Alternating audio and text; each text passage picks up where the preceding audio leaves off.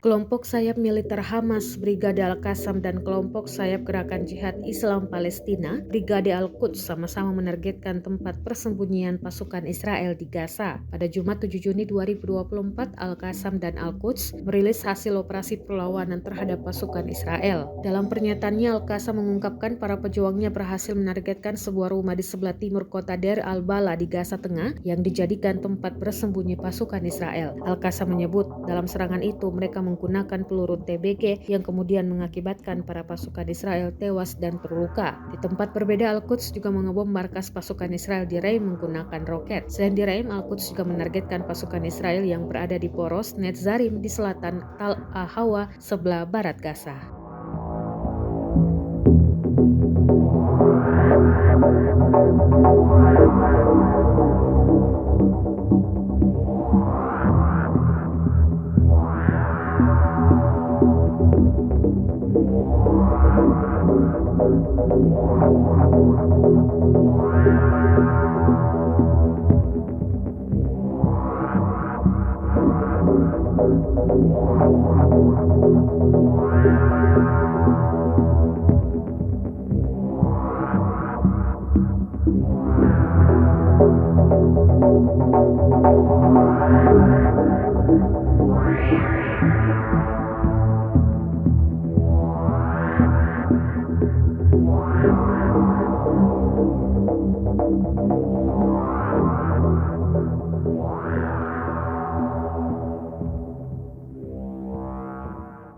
Download Tribun X sekarang, menghadirkan lokal menjadi Indonesia.